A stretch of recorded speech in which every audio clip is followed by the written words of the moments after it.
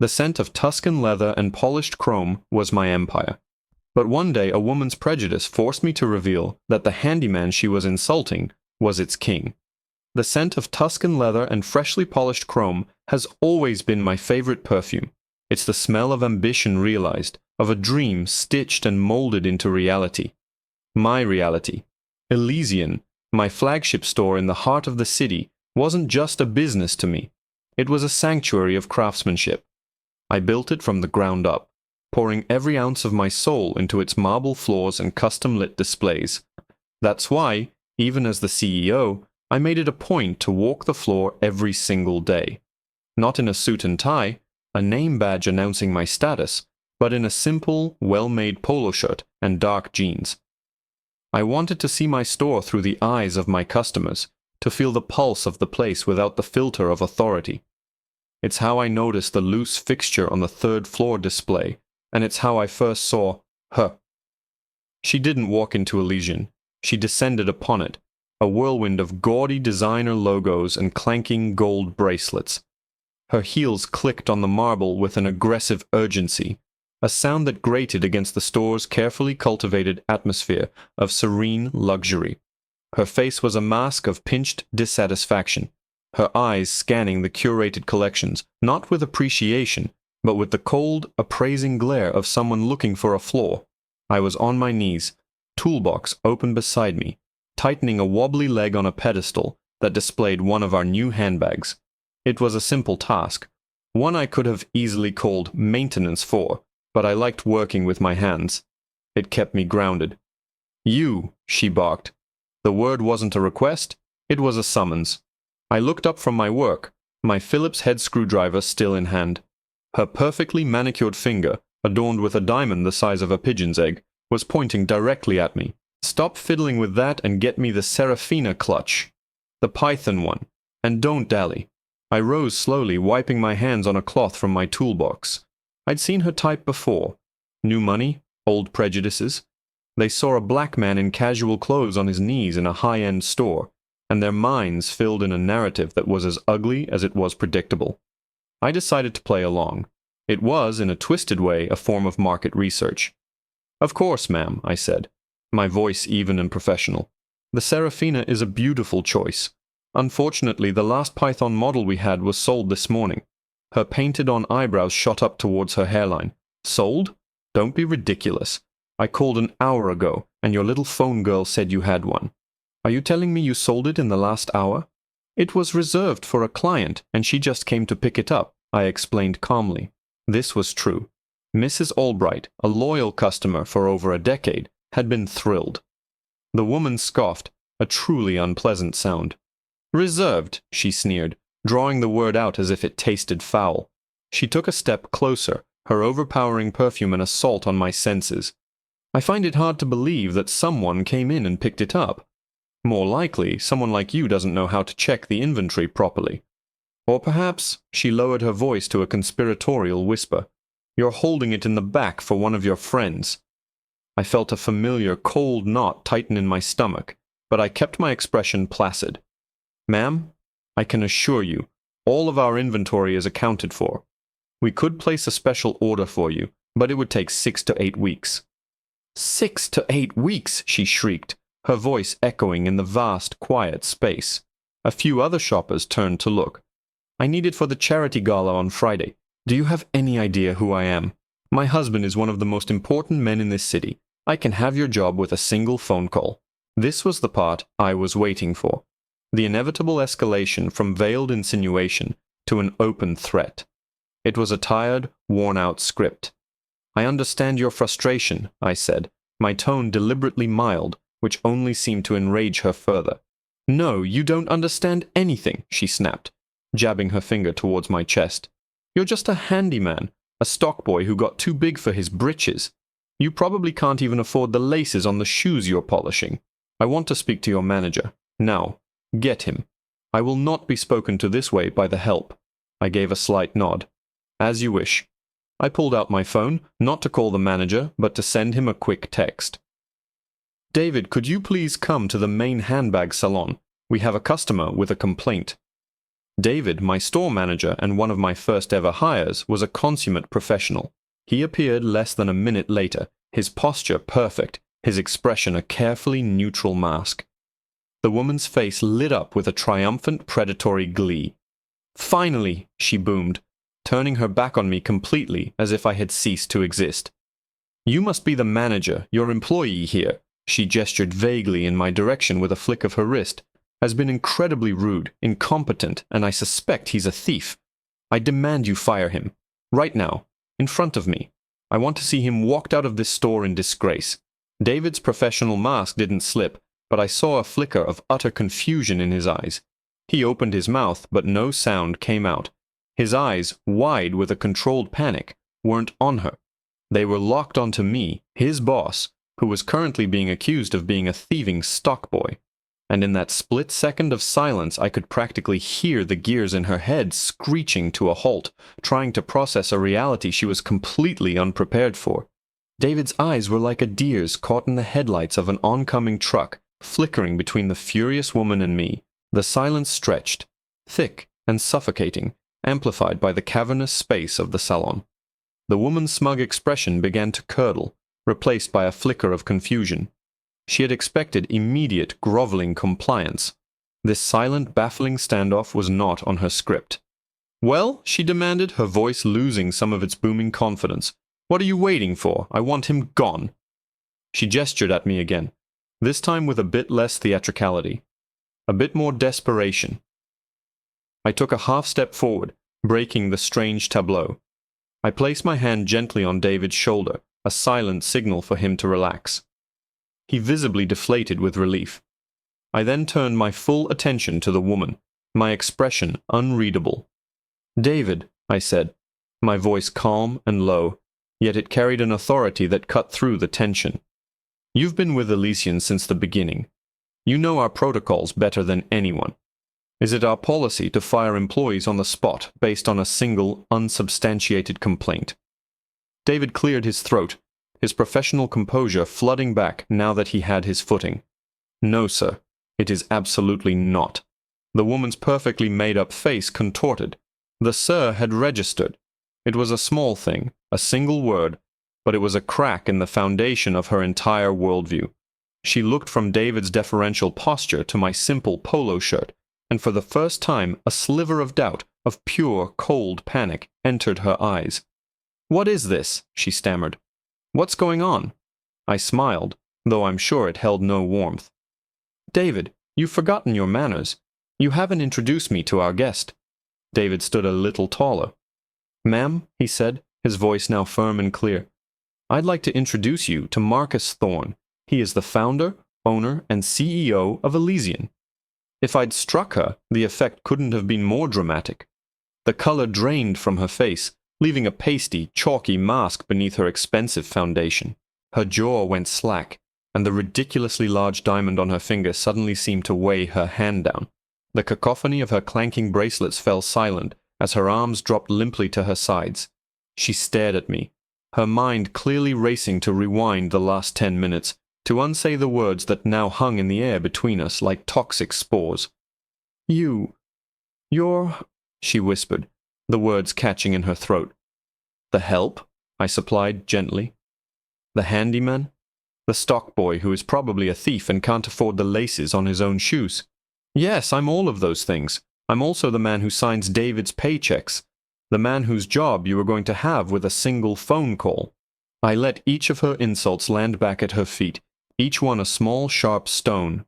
Her mouth opened and closed like a fish. A desperate, pleading look replaced the panic. I had no idea," she said, her voice now a breathy, pathetic whimper. "I am so sorry. It was a misunderstanding, a terrible mistake." "A mistake?" I echoed, taking another step closer. I lowered my voice so only she and David could hear. "No, it wasn't a mistake. It was a choice. You saw a black man on his knees and you made a series of assumptions. You chose to be cruel. You chose to be demeaning. You chose to threaten his livelihood. That wasn't a mistake. That was you, showing me exactly who you are."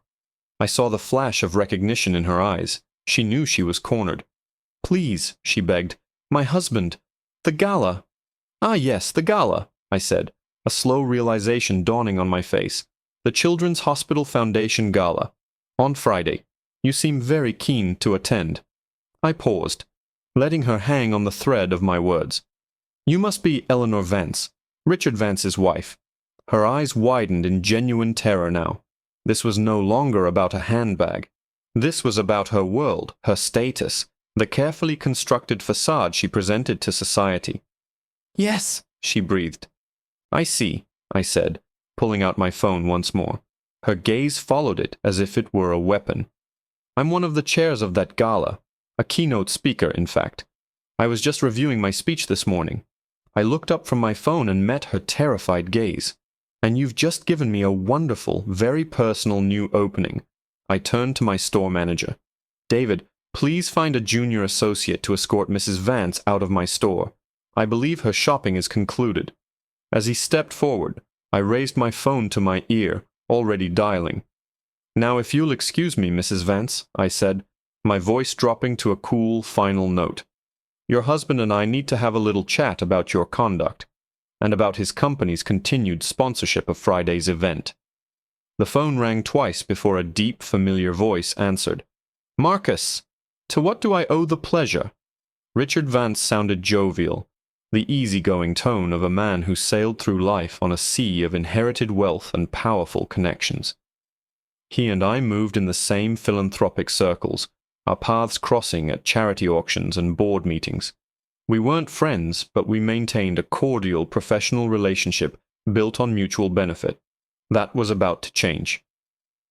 Richard, I said, my voice as cold and hard as the marble floor. I watched Eleanor's face crumble as she heard her husband's name. A young sales associate, a bright girl named Chloe, whom I'd personally promoted last month, had appeared at David's signal and was now standing a respectful but firm distance from Eleanor, waiting to escort her out. The entire salon had fallen into a pin-drop silence. My other customers weren't pretending to shop anymore.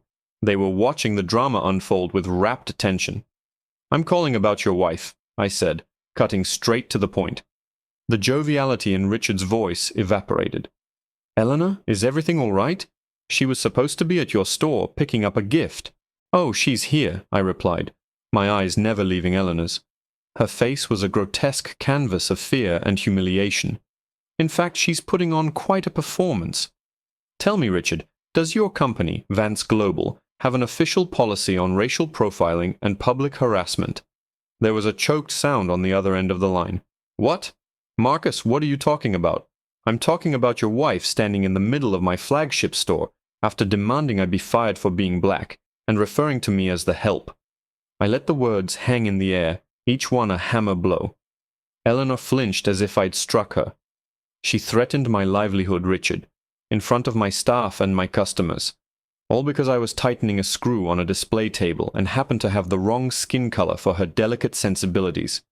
I could hear Richard breathing heavily. He was trying to process it, to find an angle, a way to spin this. Marcus, I am sure this is a misunderstanding.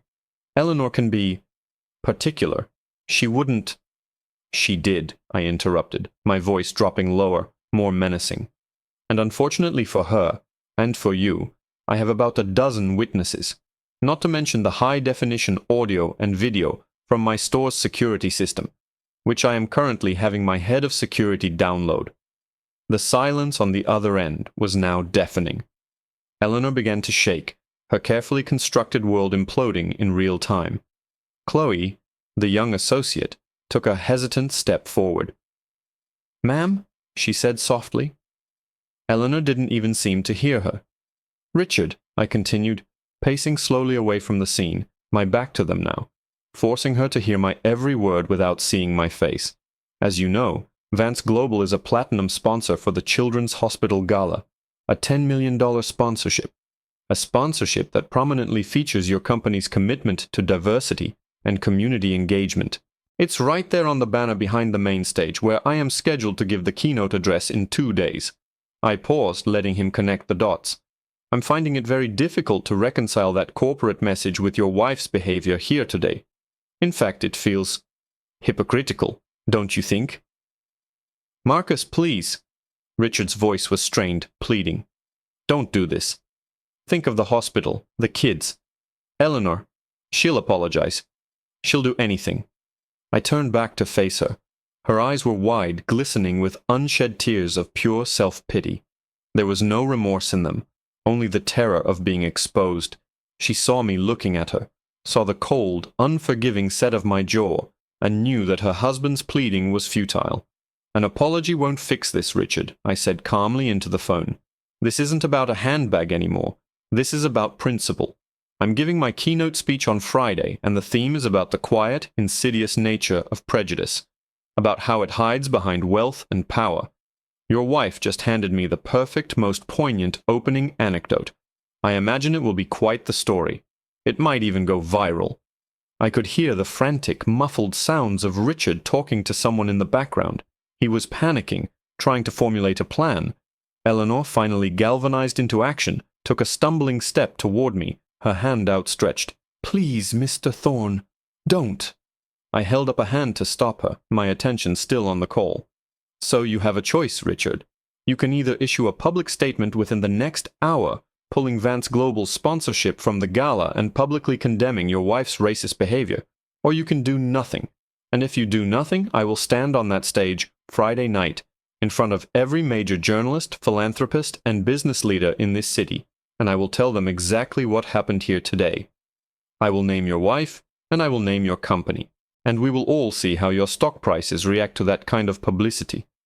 I gave him no time to respond. The clock is ticking, Richard. And with that, I hung up. The finality of the click echoed louder than a gunshot in the silent store. Eleanor stared at me, her face ashen, realizing she was just a pawn in a much bigger game. But the game wasn't over, not by a long shot. The silence in Elysian was absolute. Every eye was on me, on the phone in my hand, on the pale, trembling woman who now looked less like a condescending socialite and more like a cornered animal. David stood by, his face a perfect mask of neutrality, but I could see the glint of satisfaction in his eyes. Chloe, the young associate, looked terrified but resolute, ready to do her job. Eleanor Vance simply stared, her mind, I suspect, finally grasping the cataclysmic scale of her miscalculation. Mrs. Vance, I said, my voice returning to a normal, conversational tone that was somehow more chilling than my anger. I believe Chloe was waiting to show you the way out. This time she moved. Her retreat was not the proud, head held high storming out she might have imagined, but a clumsy, stumbling shuffle. Her expensive heels, which had announced her arrival with such arrogant clicks, now scraped pitifully against the marble. She didn't look at anyone as Chloe gently guided her toward the massive glass doors. She was a ghost being exorcised from my sanctuary. As the doors swung shut behind her, a ripple of quiet conversation spread through the remaining shoppers. I gave a small nod to David, who immediately and discreetly began directing the staff, diffusing the tension and returning the store to its normal, serene hum. The show was over. I retreated to my office, a glass-walled space overlooking the main floor. The next hour was a blur of activity. My phone buzzed incessantly with texts from Richard Vance, frantic, pleading, bargaining. I ignored them all. I watched my head of security email me the security footage, a crystal-clear recording of the entire encounter. Then, precisely 58 minutes after I hung up on him, the news alert I was waiting for popped up on my screen. Vance Global withdraws gala sponsorship amid controversy. The article was brief, citing unforeseen circumstances and a need to reevaluate our corporate commitments. It was corporate doublespeak, but the message was clear. Richard had folded. He had chosen his company over his wife's pride. A few minutes later, an official, sanitized apology appeared on the Vance Global website, condemning intolerance in all its forms, without mentioning any specific names. It was weak, but it was public. Stage 1 was complete. The next day, my phone rang. It was an unfamiliar number. I let it go to voicemail. The message, when I listened to it, was from Richard Vance. His voice was hollow, defeated. He informed me that Eleanor had been checked into a wellness retreat in Arizona. He spoke of shame, of embarrassment. And then he made his offer. A personal donation to the children's hospital. triple the amount of his corporate sponsorship, if I would agree to keep the details of the incident private. I deleted the message. He still didn't get it. This was never about the money.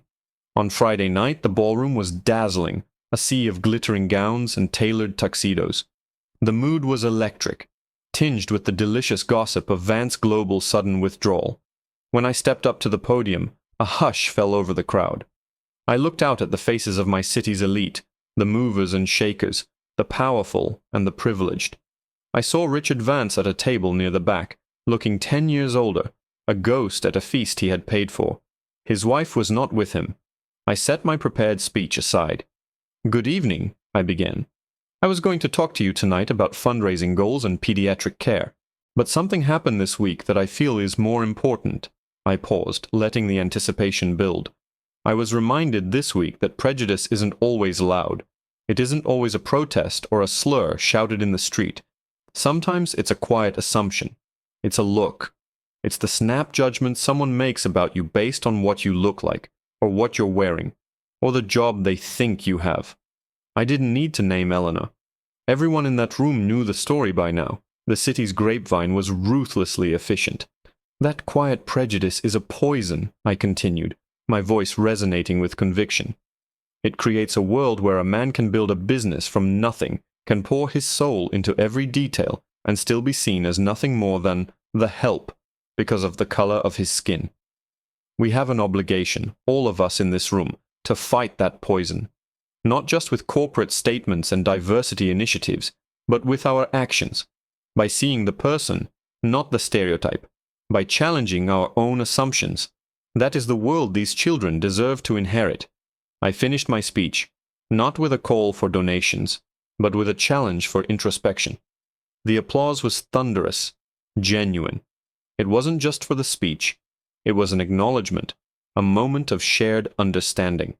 As I stepped down from the stage, several people stopped me to shake my hand, their eyes telling me they understood the real story. I walked past Richard Vance's table. He wouldn't meet my gaze. He was a diminished man, his power bought and paid for, but his integrity found wanting. The next morning I was back at Elysian, dressed in my usual polo and jeans, toolbox in hand. I was checking the lighting on a new display when Chloe, the young associate, approached me. "Mr. Thorne," she said, a little shyly, "a package was delivered for you." It was a small, elegant box. Inside, nestled on a bed of silk, was a Serafina clutch, the python one. There was no note. I knew it was from Mrs. Albright, the customer who had bought the last one. The story had obviously reached her. It wasn't an apology from the woman who had wronged me, but in a way it was something better. It was a gesture of solidarity, a quiet affirmation from a world that did, in fact, see me for who I am. I placed the clutch in our display case, a single spotlight illuminating the intricate python skin. It wasn't for sale. It was a reminder that sometimes the most beautiful things are born from the ugliest of moments. And in my store, my sanctuary, it was a reminder that true value is never just skin deep.